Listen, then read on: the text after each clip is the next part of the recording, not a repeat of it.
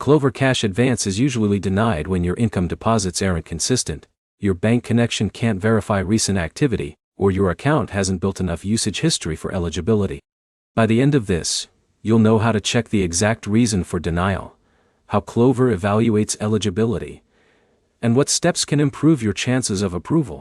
Start by opening the Klover app and going to the Cash Advance or Eligibility section.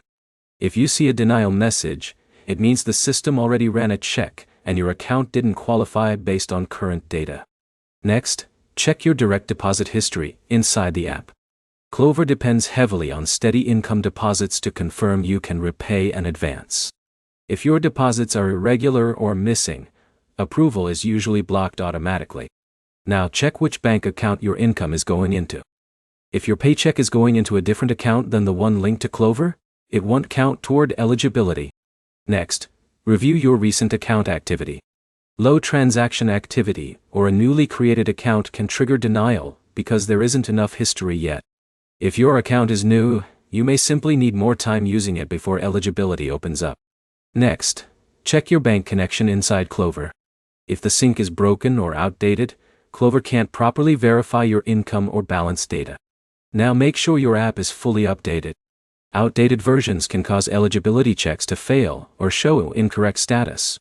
If everything looks correct, sign out of the app and sign back in.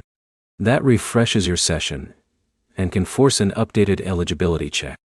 If you recently changed jobs or payroll timing, your deposit pattern may temporarily look unstable. In that case, consistent deposits over time usually restore access automatically. Avoid repeatedly applying after a denial. Each attempt still uses the same underlying data, so nothing changes until your income pattern updates. If needed, reconnect your bank account to refresh the data sync. A failed connection is one of the most common hidden reasons for denial.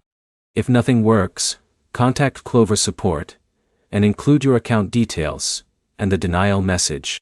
To sum it up, verify your direct deposits, confirm your linked bank account, check your app sync, and refresh your session. Next, focus on building consistent income history before reapplying. If this guide helped, like the video, subscribe for more Klover tutorials, troubleshooting guides, and personal finance tips.